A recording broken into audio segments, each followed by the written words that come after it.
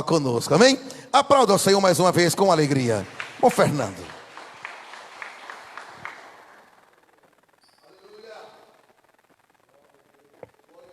Aleluia. Agradeço a Deus por essa oportunidade. Desde já cumprimento a todos com a paz do Senhor Jesus, amém? Eu sou grato a Deus por mais uma oportunidade de poder compartilhar a sua palavra, né? Embora eu confesso que eu estava feliz de ficar ali na porta, quietinho no meu canto, né? Daí o pastor no domingo, não, sexta, depois daquele culto abençoado, me lançou o convite, né? Então, como não fujo da raia, então quero compartilhar algo da parte de Deus hoje com vocês, irmãos, que está no livro de Lucas, capítulo de número 15.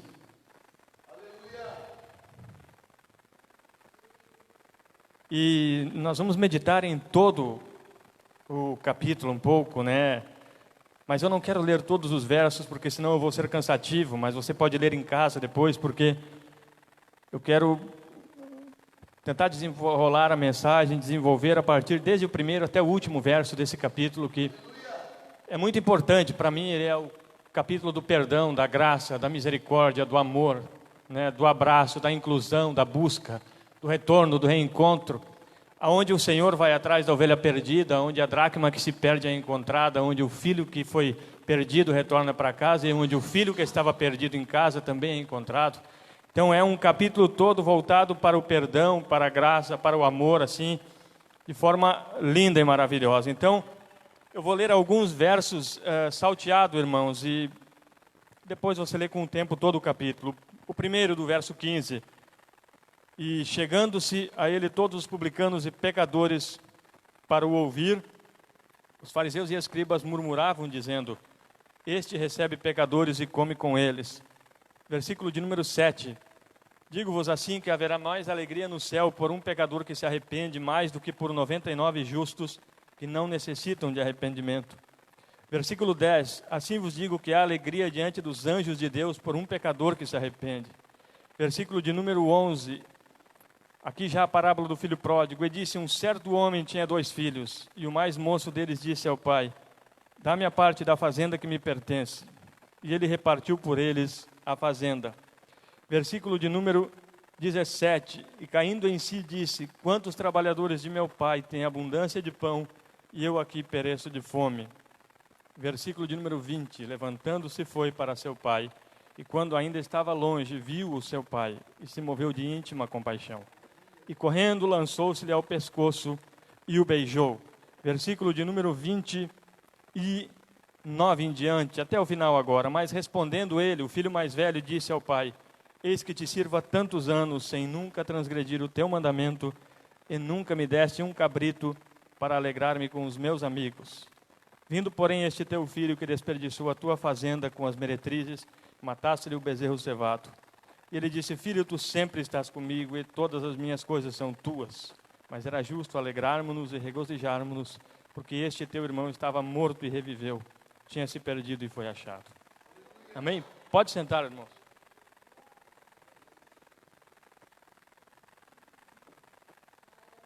Essa palavra, eu confesso que ela fala muito forte comigo, irmãos. Eu já ministrei ela algumas vezes, mais de uma, e todas as vezes que eu volto para ela, Deus sempre me dá coisa nova, algo que eu não havia recebido em uma outra ministração. Deus sempre traz de novo para mim.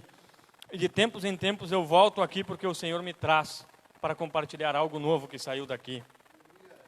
Veja, irmãos, o começo desse texto ele é muito desafiador para nós, porque o Senhor Jesus está rodeado de pecadores, publicanos, meretrizes, né? O texto nos conta que essas pessoas rodeavam Jesus, estavam sempre ao entorno do Senhor Jesus.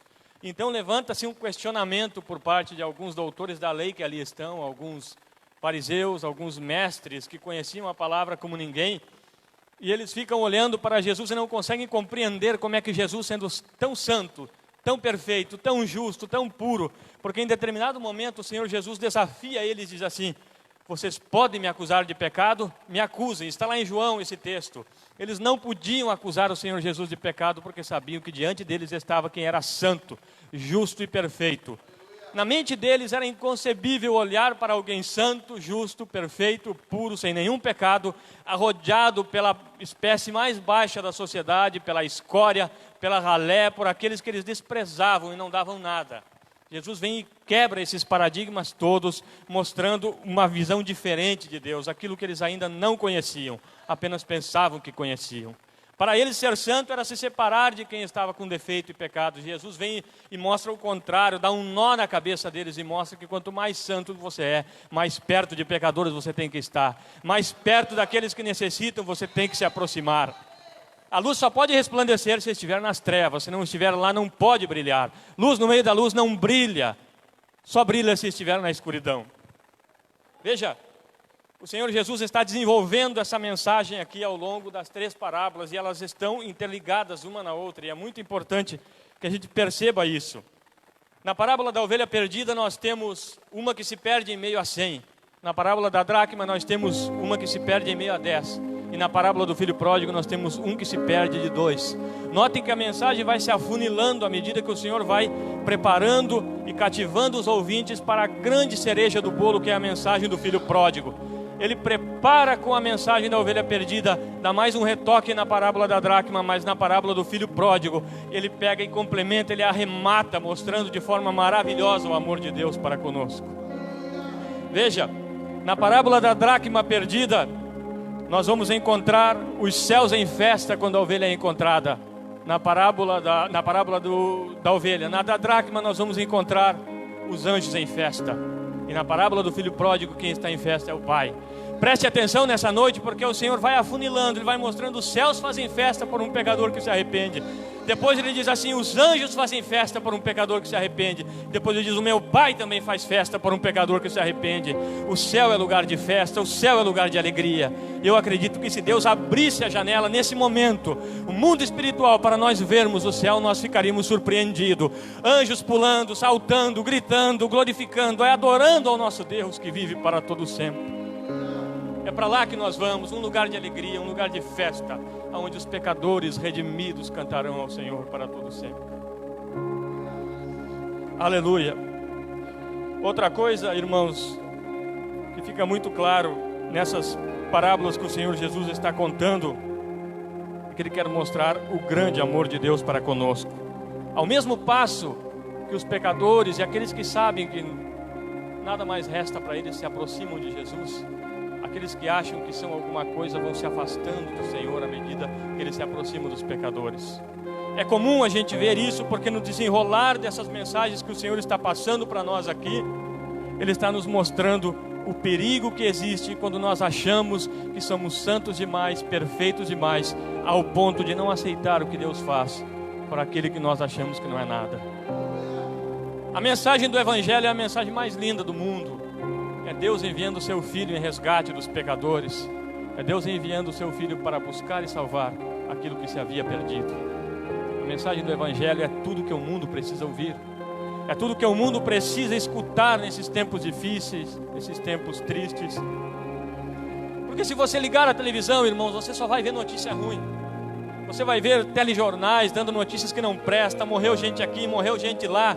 Mas o Evangelho é a antítese de tudo isso. Ele é a notícia boa em meio a tudo isso. A única notícia que vale a pena, que ainda há um motivo para viver, ainda há uma esperança na vida. Ainda vale a pena lutar, vale a pena sonhar e acreditar. Porque o Evangelho é a porta do céu aberta para todo aquele que crê. Aleluia! Deus resgata pecadores, dos quais eu sou o principal. Deus busca aqueles que estão perdidos lá fora e traz para um lugar de destaque. E é assim que acontece. Eu vejo muitas pessoas aqui essa noite e acredite que o Senhor Deus tem algo maravilhoso, lindo para a vida de cada um de vocês. Cada um tem um lugar especial no coração de Deus. É comum a gente ouvir de algumas correntes por aí que dizem: Deus odeia o pecado e Deus odeia o pecador. Você já deve ter ouvido isso. Os calvinistas gostam muito de bater nessa tecla. Eu acho que eles nunca leram o Evangelho de verdade, porque se eles abrissem o Evangelho, eles iam ver escancarado o Deus que ama o pecador, o Deus que busca o perdido, o Deus que acolhe o necessitado. Aleluia. Eu acho que a Bíblia deles está de cabeça para baixo. Eles não conhecem o Deus da palavra. Criaram e conjecturaram um outro Deus para eles. Eu não consigo ver dessa forma. Por isso estamos aqui. Mas o meu foco nessa noite, irmãos, era a parábola do filho pródigo. Eu falei um pouco sobre a parábola da ovelha, sobre a parábola da dracma, mas o foco é a parábola do filho pródigo. Notem que a mensagem se afunila à medida que vai passando. Na parábola da ovelha perdida, a ovelha vai para longe e se perde. Na parábola da dracma, a dracma está perdida dentro de casa. Na parábola do filho pródigo, tem um que se perdeu para longe e tem um que se perdeu para dentro.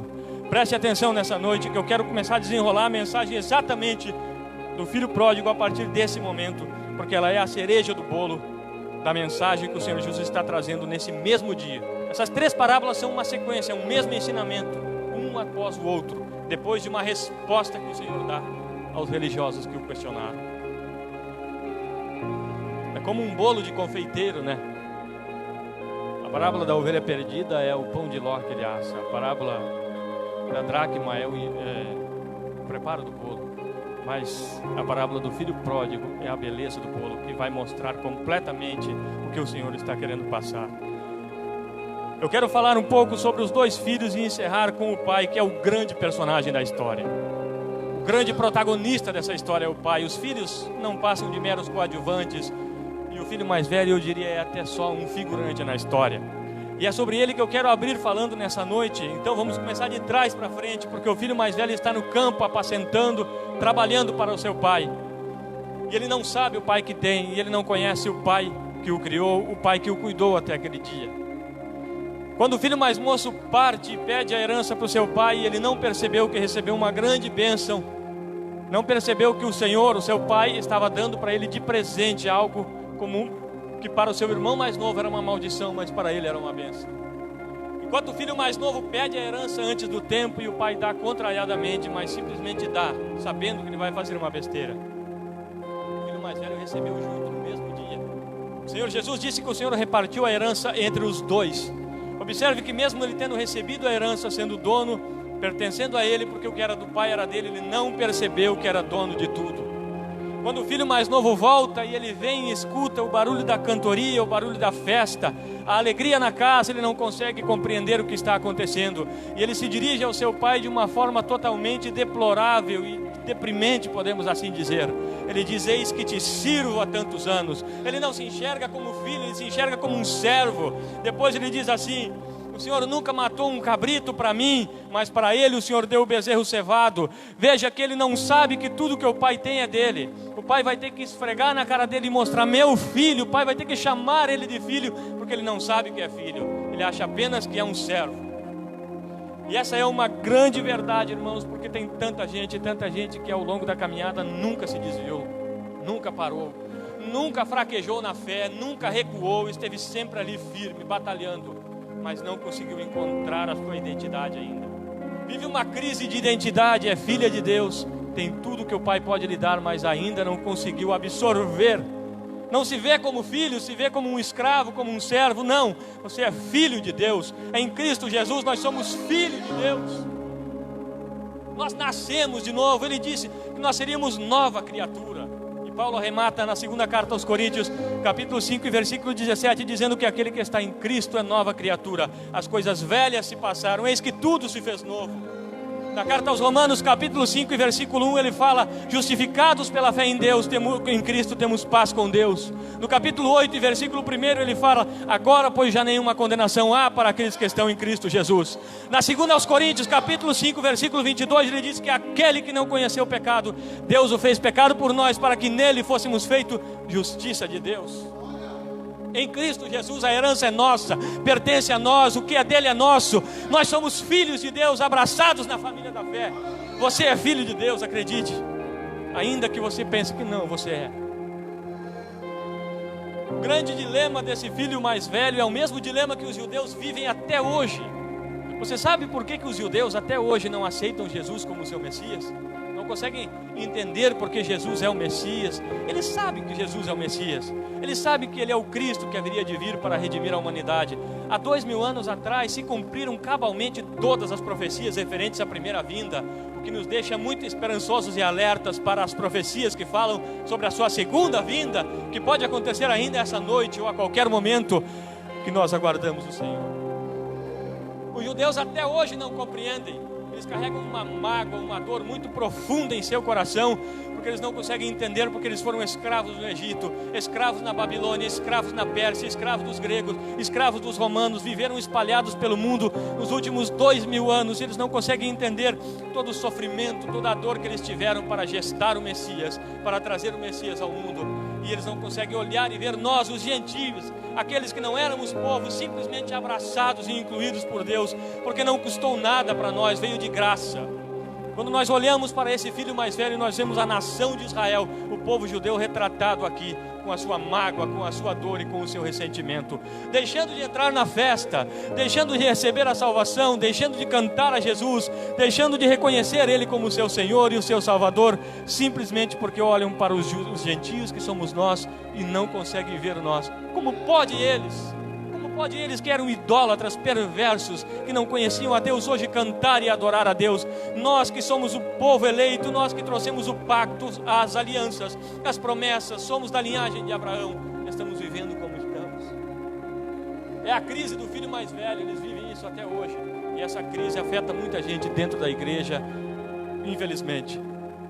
Talvez é hora da gente olhar para dentro de nós mesmos e ver o que é que está nos impedindo e nos atrapalhando de nos enxergarmos como filho de Deus.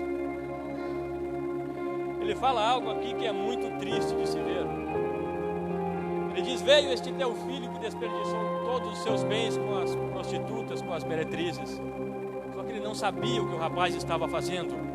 Note que o rapaz acabou de chegar em casa, ele não fazia nem ideia que o rapaz botou o dinheiro fora. Ele botou, o Senhor Jesus é claro e diz que ele viveu dissolutamente. Só que o filho mais velho não sabe como foi que ele botou esse dinheiro fora. Ele não sabe como foi que ele desperdiçou. Não faz a menor ideia, agora está fazendo conjecturas na sua mente, está elucubrando pensamentos, está imaginando coisas a respeito do seu irmão, sem nem sequer saber o que ele passou, sem nem sequer perguntar como foi a tua jornada, por que você está assim, tão maltrapilho, tão ensarrapado, tão sujo. O que foi que você passou, meu irmão? O que te trouxe aqui de novo? Veja, às vezes nós corremos esse risco de conjecturar coisas na nossa mente, de pessoas que se desgarraram dos caminhos de Deus, já estão sofridos, já estão machucados, já estão tão tristes, tão para baixo. Não é hora de nós olharmos para eles e imaginar que estão lá por causa de algum pecado ou alguma coisa. É hora de abraçarmos e incluí-los de novo na família. São irmãos que se desgarraram, são ovelhas que se perderam, estão longe do aprisco. Agora, a história do filho pródigo, o filho mais novo, é mais triste ainda. Agora eu quero falar um pouco sobre ele, porque eu me vejo um pouco nessa história, porque eu fui um filho pródigo, eu vim longe de Deus, passei um tempo longe da casa do Pai, sei o quão difícil isso é, sei os espinhos que eu pisei, sei o fel de amargura que vivi, sei tudo que sofri, todas as lutas que enfrentei, tudo que passei por ter tido escolhas erradas, por ter dado passos que não deveria dar, por ter trilhado um caminho perigoso, longe da casa do Pai. A tristeza do filho mais novo começa quando ele pede a herança para sair da casa do seu pai. Ele junta as suas coisas e depois de alguns dias ele parte para longe, para viver a sua vida, trilhar a sua aventura pelo mundo, achando que poderia conseguir algo melhor longe do seu pai. Pensou ele que poderia construir uma vida bem-sucedida, achou ele que poderia construir uma família talvez bem-sucedida, longe da casa do pai. Vou construir a minha história em outro lugar, não quero mais viver com meu pai, não me interesso mais pelos negócios dele, não quero mais saber dessas coisas. E ele sai carregado de riqueza, sai cheio de posses, cheio de bens. O que ele não sabe é que o mundo lá fora é muito perigoso. Lá nós vamos encontrar amigos que na verdade não são amigos, pessoas que vão nos abraçar, mas apunhalar ao mesmo tempo pelas costas.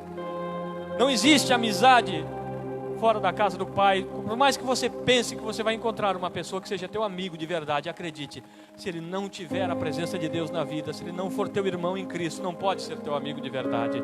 No máximo ele é um companheiro, um colega, alguém que você conheceu na caminhada, mas mais cedo ou mais tarde você vai tomar um bote, porque você precisa entender uma coisa, que quem não está na luz está muito sujeito aos ataques do inimigo. Pessoas que estão lá fora, que nunca conheceram a verdade, para dar uma rasteira em um filho de Deus que foi parar lá por um tempo, é a coisa mais fácil do mundo, é a coisa mais simples, é apenas mais uma presa para eles. Deixa eu falar um pouco mais desse filho mais moço. Talvez ele poderia ter voltado para a casa do pai um pouco antes. Veja, quando ele começou a gastar o dinheiro, ele teve a possibilidade de voltar um pouco antes. Se ele olhasse e pensasse: o que eu estou fazendo com a minha vida? A metade de tudo que o meu pai me deu, eu já joguei fora, eu já torrei, mas eu ainda posso salvar a outra parte. Eu percebo que eu não sei administrar. Se ele se desse conta, em algum momento, ele poderia ter voltado não tão machucado, não tão surrado. Infelizmente, essa é a história que acontece com quase todos aqueles que se afastam de Deus. Não dá para voltar, parece, no meio do caminho. Parece que quando começa a se descer a banguela do pecado, tem que chegar até o mais profundo do poço. Sempre dá para cavar um pouco mais o abismo abaixo. Não há limites para a ignorância do homem, parece que sempre dá para descer. Está ruim, mas dá para piorar um pouco mais. Ele saiu carregado de bens, e não é assim que acontece conosco. Quando saímos da casa de Deus, saímos carregados de bens. Você pode não perceber, mas você sai com alegria, você sai com paz, você sai com amor no coração, você sai com felicidade, você sai bem em todas as áreas. Você pode não perceber, mas quando você se desvia, você está bem em todas essas áreas. Talvez você está passando uma luta, uma dificuldade, mas não significa que você perdeu essas coisas, estão tudo com você. Agora, à medida que você vai se distanciando, você vai desperdiçando essa riqueza que está na sua bolsa. Você vai gastando lá fora. Para cada sorriso que você dá, você recebe uma falsidade em troca. Para cada abraço que você dá, você recebe uma punhalada. Para cada investimento errado que você faz, você recebe um golpe. Devagarzinho, passo a passo, você vai gastando tudo aquilo que você recebeu do seu pai. Quando você se dá conta, está na mais profunda miséria emocional, espiritual, financeira, completa em todas as áreas da sua vida, você já está na pior das desgraças. Completamente estranho, não se enxerga mais como um filho, vê-se agora apenas como um escravo, e para um judeu é uma das coisas mais tristes que se vê nesse texto. Um judeu apacentando porcos, que dentro da cultura judaica era considerado um animal imundo, e ele vai e pede emprego para um dos cidadãos daquela cidade, e chega ao ponto de desejar comer aquilo que os porcos estão comendo. Saiu rico da casa do pai e agora está comendo lavagem. Olha que coisa triste e deprimente, e essa é a história de tantas pessoas hoje aí afora. Nós achamos que há quem diga que tem, 30, 40 milhões de crentes hoje no Brasil, mas o número de desviados é proporcional a isso, talvez até maior. Pessoas que um dia desfrutaram da presença de Deus, beberam da água da fonte e hoje estão no profundo do poço. Nessa noite é noite de reconciliação, é noite de abraço, é noite de reencontro com o Pai de misericórdia. Agora, o grande protagonista da história é o pai. O filho mais velho está perdido dentro de casa, o filho mais novo se perdeu para longe. Mas o pai é o grande protagonista. Ele que é o grande personagem dessa história. E Jesus está querendo mostrar para nós quem é o nosso pai. O Senhor Jesus está querendo mostrar quem é o pai que Ele veio revelar para nós. Então Ele capricha na história, Ele dá detalhes. Ele quer que nós tenhamos, através desta parábola, dessa história, um vislumbre do nosso Pai Celestial, de como Ele é. Ele é um pai que suporta o desaforo e a afronta. Porque quando o filho mais novo diz: pai, me dá tudo o que me pertence, ele está dizendo: pai, o Senhor para mim está morto. Eu desejo que o Senhor morra, porque ele não tinha direito de pedir a herança antes do tempo. Não era direito dele pedir a herança antes do seu pai morresse. Ele não tinha esse direito. Ou quando seu pai estivesse já nos últimos dias, aí o pai passava para os herdeiros a sua herança. Quando ele pede antes do tempo, ele está dizendo: pai, o Senhor morreu para mim, o Senhor não significa mais nada para mim. Imagina a tristeza, imagina a dor no coração daquele pai. Porque Jesus, ele é detalhista, e ele diz assim, que alguns dias depois esse moço partiu. Imagina o pai daquele moço olhando ele arrumar as malas e se preparar. Alguns dias, talvez uns 3 dias, talvez poucos dias. E o pai olhava aquele filho arrumando a sua trouxa e se preparando para ir embora da casa do pai. E ele com o coração sangrando, dilacerado de tristeza, por ver que o filho vai quebrar a cara lá fora, por ver que o filho vai se perder longe dele lá fora. Mas ele mesmo assim deixa. E aqui eu vejo um grande ensinamento para nós. Deus pode te amar de uma maneira que você nunca imaginou, que você jamais vai compreender, e Ele te ama, pode acreditar nisso. Mas Ele nunca vai te impedir de sair. No dia em que você quiser sair, você é livre para sair, e Deus não te prende, ainda que Ele saiba que você vai quebrar a cara. A decisão é sua, a escolha é sua, é livre-arbítrio, meu irmão. Nós somos livres para escolher. Se quisermos quebrar a cara, vamos quebrar. Deus não nos força a nada, mas depois devemos arcar com as consequências. Tudo aquilo que plantamos, nós colhemos. O troco um dia vem, volta, sempre volta, e quando volta, volta muito pior. Porque se você planta um pé de laranja, uma semente de laranja, vem um pé de laranja. A colheita é sempre muito maior que o plantio. Por isso é perigoso a gente plantar coisas que não são boas, porque poderemos colher muita coisa ruim, mas muita coisa ruim mesmo. E eu sei o que é isso, muito bem. Uma das outras coisas que eu quero que você observe no pai está no versículo de número 20. Quando o filho chega na presença do pai, o pai está no portão da casa esperando. Ele sabe que um dia aquele filho vai voltar. Quantas vezes ele apresentou ele diante de Deus em oração: livra o meu menino, livra o meu filho. Eu não sei por que caminhos ele tem andado, por onde ele tem trilhado, mas traz ele de volta para mim. Traz ele de volta são e salvo para casa. Quantas lágrimas aquele pai derramou por aquele filho. E aqui, talvez, tem muitas mães chorando por filhos que se desgarraram, que dobram o joelho e choram: Senhor Deus, guarda o meu filho que se afastou dos teus caminhos. Pais que choram por filhos que hoje estão obstinados vivendo no pecado. Nessa noite eu tenho uma palavra de Deus para você: não desista e não deixa de buscar, porque Deus trará de volta, Deus fará um milagre. Há um estalo de consciência que bate, e esse estalo é o Espírito Santo, porque quando o moço diz: levantar-me e irei ter com meu pai, é aqui onde eu vejo a ação do Espírito Santo trabalhando. É só Ele que pode fazer isso na nossa vida. Quando olhamos para a nossa desgraça e a nossa miséria e dizemos: vou voltar para o lugar de onde eu saí, não quero mais esta vida, é aqui onde o Espírito Santo está começando a trabalhar e nos convencer. Se eu te contasse alguns anos atrás o que eu estava pensando e o que acontecia comigo, eu chorava dentro de mim mesmo, no meu coração, e dizia: onde foi parar aquele homem que um dia pregou a tua palavra? Onde foi parar aquele homem que um dia falou do teu nome para as pessoas? Será que ele está vivo em algum lugar? Aonde ele se encontra nesse momento? E eu falava em pensamentos comigo mesmo e dizia: será que um dia eu vou conseguir retornar a ser aquele homem que um dia fui, que falava de Jesus, que era alegre na presença de Deus, que festejava, que cantava, que tinha alegria da salvação? Será que ele existe e está preso em algum lugar? E era o Espírito Santo já começando a trabalhar, já começando, era um estalo de consciência começando a bater. Era eu dizendo lá no meu íntimo, ainda que eu não tivesse forças: levantar-me e irei ter com meu pai. Vou para a casa do pai novamente. Não precisa me tratar como um filho, pode ser só como um empregado. Chega para mim, não precisa me dar honras, não precisa nada disso. Eu vou chegar lá, o importante é estar lá, porque eu sei quem é meu pai, eu sei quem é o Deus que eu sirvo, eu sei quem é o Deus que me resgatou. Aleluia. Esse filho não sabia o pai que tinha, ainda que ele desejasse a morte do seu pai. Tudo que o seu pai queria era ele de volta. Ainda que nós blasfememos o nome de Deus, ainda que nós possamos falar alguma coisa que entristeça a Deus, tudo que Deus quer é nós de volta para Ele. Tudo que Ele quer é nós nos seus braços novamente. Por isso, quando Ele vê o filho maltrapilho, esfarrapado, Ele reconhece de longe.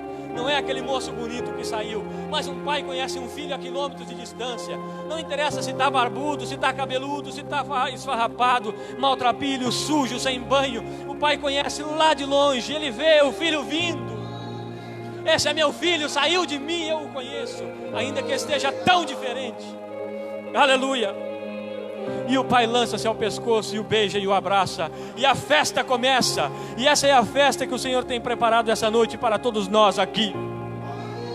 Fique de pé nessa noite. Eu quero passar já para o pastor, mas eu quero dar a conclusão primeiro. Eu não sei se você é o filho mais velho que está perdido dentro de casa, ou o filho mais moço que se desgarrou para longe, mas eu sei de uma coisa: o para te abraçar e te reconciliar e te trazer de novo, preparar um novilho cevado, botar um anel no teu dedo, fazer uma festa, chamar os servos.